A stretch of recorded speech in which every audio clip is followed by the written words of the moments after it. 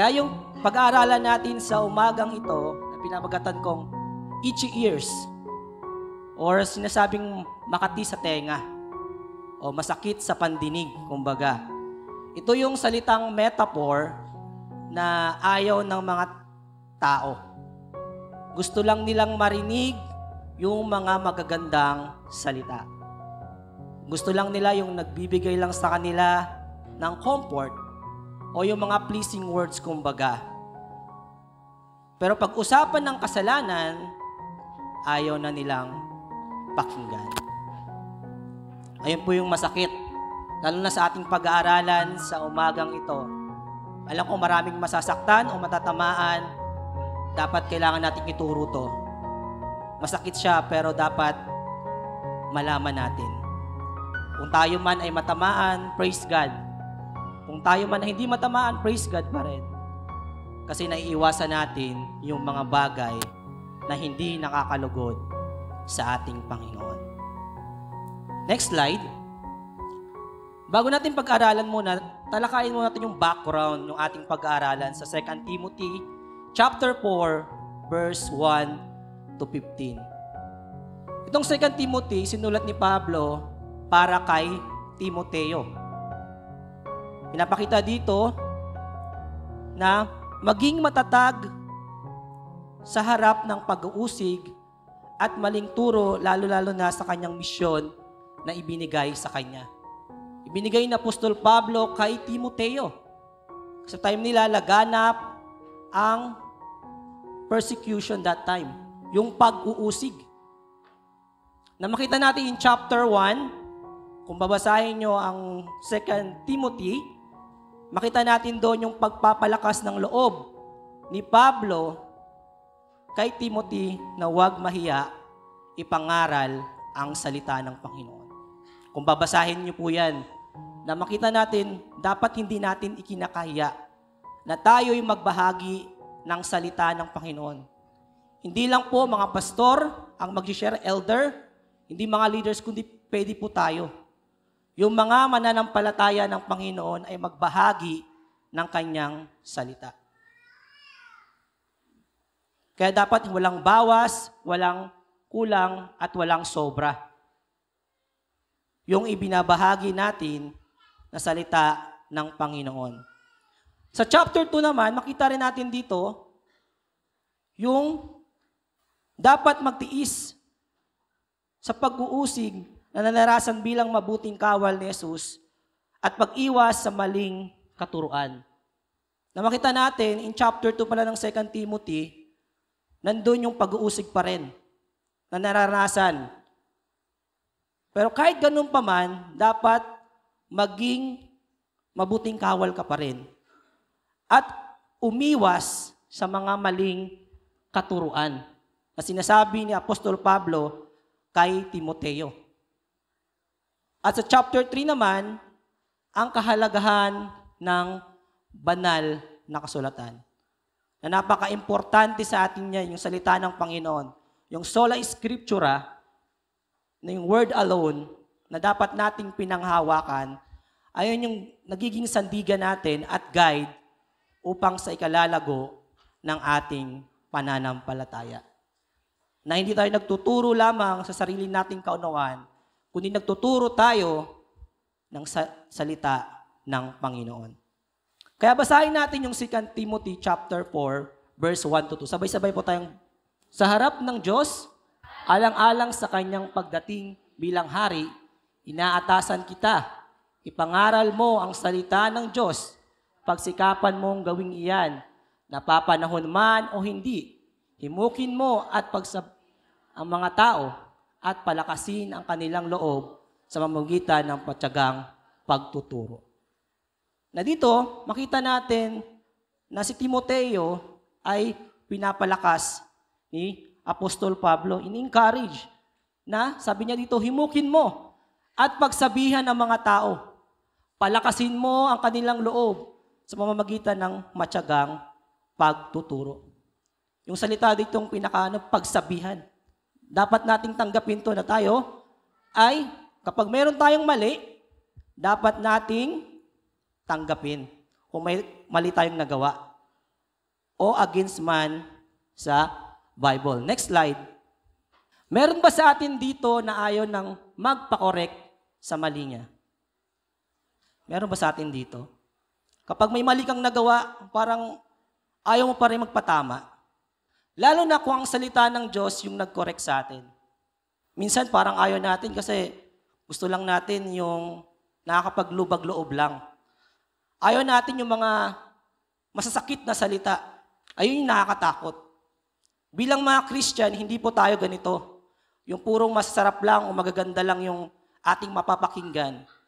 Dapat nire-rebuke rin tayo at nalalaman rin natin at tatanggapin rin natin yung mga mali na nagagawa natin. Even ako, may pagkukulang ako sa simbahang ito. Minsan, sobrang busy sa work, hindi na ako nakapaglinis masyado, nakakapagtulong. Pero salamat sa buhay ng mga kababaihan na nandyan sila na tumutulong sa paglilinis. Yun naman yung ano ko rin doon. Alam ko may mali ako, pero salamat sa kanila, sa kanilang buhay na ginagamit sila ng Panginoon upang mapaganda palalo ang ating simbahan. Kaya dapat tanggapin. Kapag may pagkukulang, dapat tanggapin natin. Yun naman yung pinakamahalaga doon. At yung next slide, ito sa tanong natin ngayon na ating pag-aaralan, bakit hindi na makikinig ang iba sa katotohanan? So tingin nyo kaya, bakit na kaya hindi na sila makikinig sa katotohanan? Ano ba ang kanilang mga dahilan? Bakit ayaw na nila makinig sa katotohanan? Ito yung reminder sa atin ni Apostol Pablo. Kasi baka kasama tayo dito na hindi na tayo naniniwala sa salita ng Diyos. Na nakakalungkot na. Parang okay na lang sa atin na tayo ay mamuhay sa kasalanan. Ito ang unang dahilan, bakit hindi na nakikinig ang iba sa katotohanan. Dahil gusto lang nilang sundin kung ano ang kanilang hilig. Ito yung nakakalungkot, isipin, yung ibang translation, yung ninanais o kagustuhan ng iba sa ibang salin yan. Kung mababasa natin sa ibang translation ng Bible, na nakakalungkot isipin na ito yung gusto nilang gawin. Kung ano yung gusto nilang naisin. O ano yung gusto nilang magustuhan. Tulad na lang yung paglalasing. Masama bang uminom? Kung titingnan nyo, parang nagiging masama lamang siya kung nasosobrahan ka na sa pag-inom.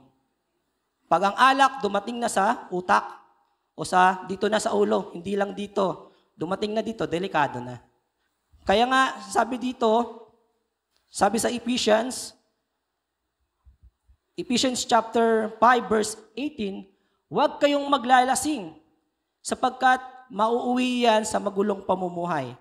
Sa halip ay dapat kayong mapuspos ng espiritu. Pwede palang mag-cause na magulo, magkaroon ng kaguluhan. Kapag tayo ay namumuhay sa mga ganitong gawain, yung paglalasing. Na dapat nawawala yan.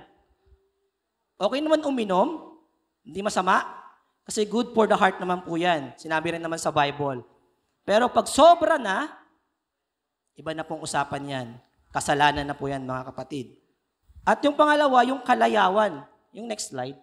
Kalayawan o immoralidad. Dito, yung mga labag o kasama dito ang sexual na immoralidad at mga gawaing labag sa moral na pamantayan ng Diyos. Basahin natin sa 1 Corinthians 6:9. 6:9 and 10. Sabi dito, hindi nyo ba alam na ang makasalanan ay walang bahagi sa kaharian ng Diyos? Huwag nyong dayain ng inyong sarili ang mga nakikiapid o sumasamba sa Diyos-Diyosan, nangangalunya, nakikipagtalik sa kapwa lalaki o kapwa babae, nagnanakaw, sakim, naglalasing, nanlalait ng kapwa o nandaraya ay walang bahagi sa kaharian ng Diyos. Kung titingnan natin ang sulat ni Apostol Pablo sa mga Korinto, na mali po. Yung mga ganong bagay. Yung pakikiapid sa Diyos-Diyosan, pakikiapid sa kapwa lalaki o babae na may mga asawa, delikado. Kaya tayo pinapaalalahan ni Apostol Pablo. At dito rin yung kasakiman, labis na pagnanais sa kayamanan o bagay na pag-aari ng iba. Na pwede rin po mag-cause sa atin na tayo ay magkaroon ng kasalanan. Bakit ako walang ganyan? Bakit sila? Bakit sila pinagpapalan ng Diyos, bakit ako wala? Mga kapatid, hindi po yan nakaayon sa kalooban ng Panginoon. At yung pang-apat, busy sa makamundong gawain. Wala nang oras sa Panginoon.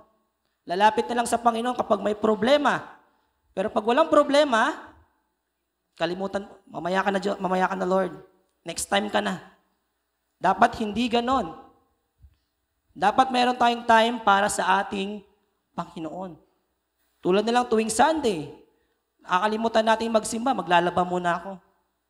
Nakakalungkot mang isipin, bakit ganon? Dapat unahin natin ang gawain ng Panginoon. Kung atin ka man sa ibang simbahan, praise God. Wala nang problema doon.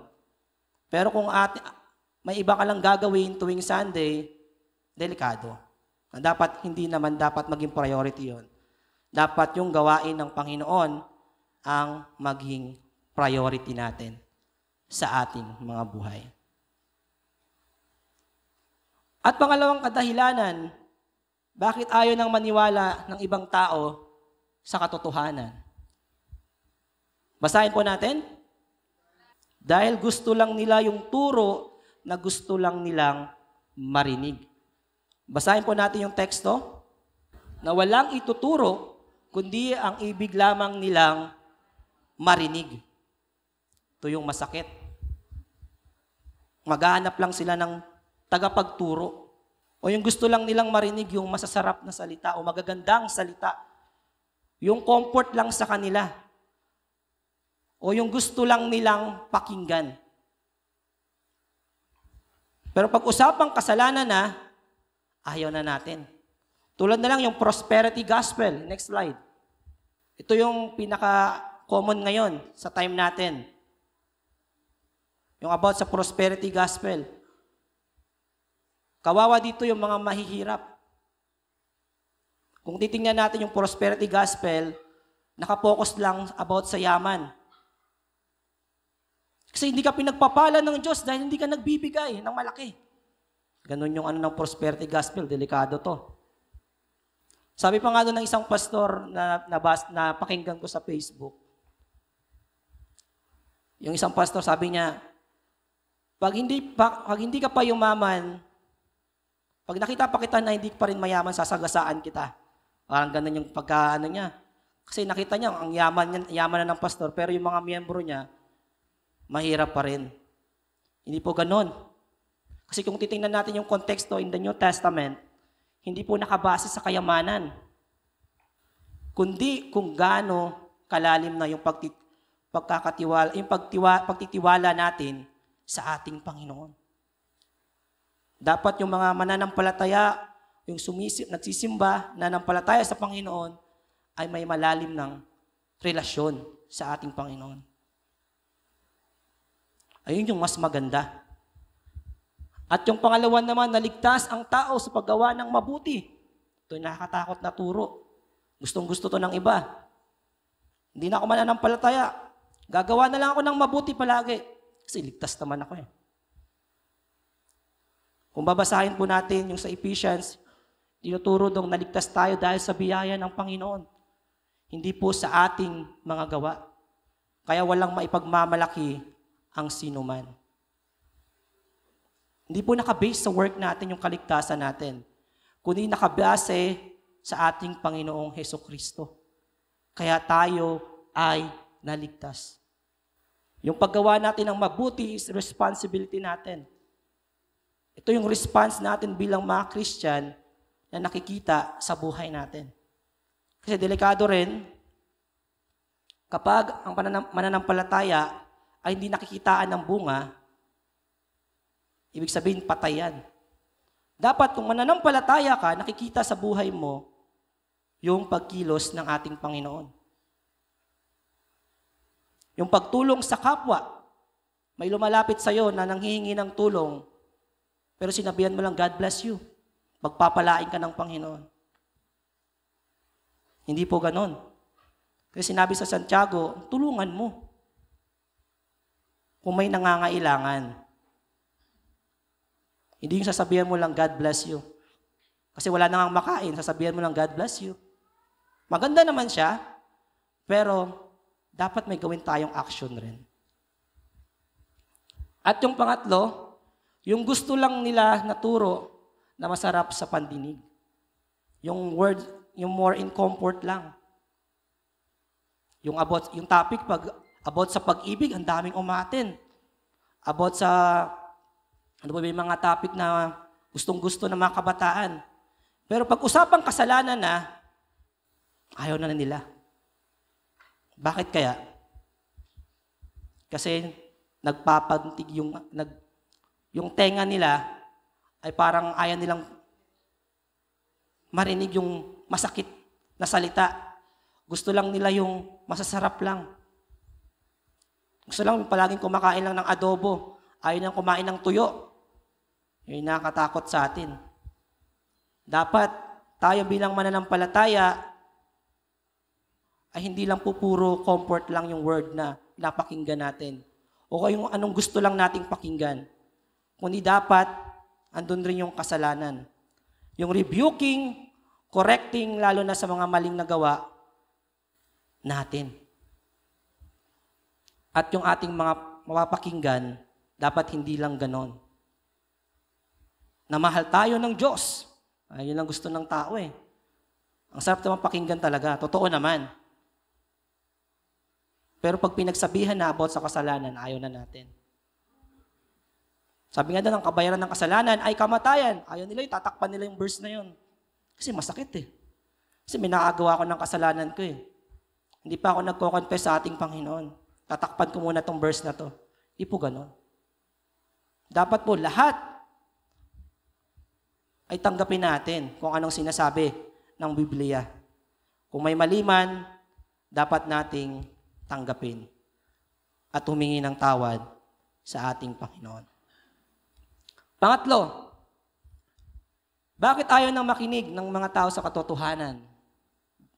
Dahil ibinaling ang pansin sa mga alamat. O sa ibang salin ay yung, ano ba ibang salin kanina? Katang-isip. Ito na lang, ibinaling. Sabi nga dito, hindi na sila makikinig sa katotohanan. Sa halip ay ibabaling ang kanilang pansin sa mga alamat o katang-isip. Ayan sa ibang translation, alamat eh.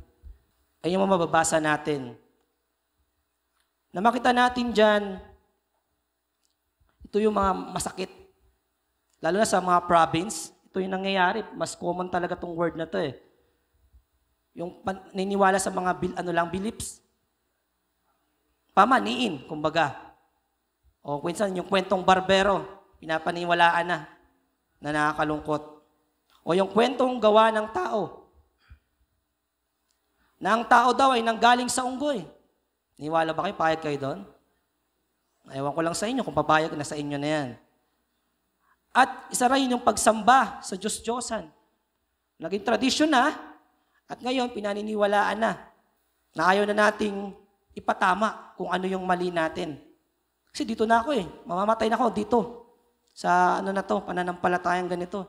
Yung luluhod, sasamba at hawak sa mga Diyos-Diyosan.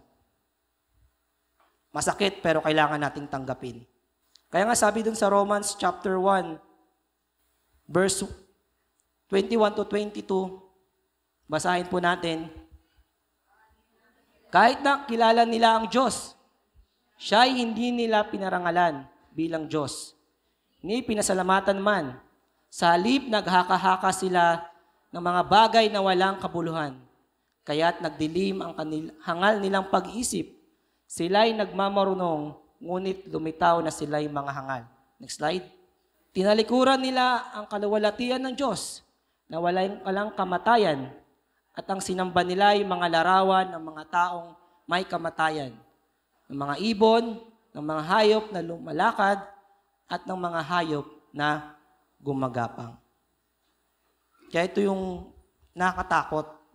Even sa natin ngayon, mga relatives natin, alam kung merong ganito pa rin.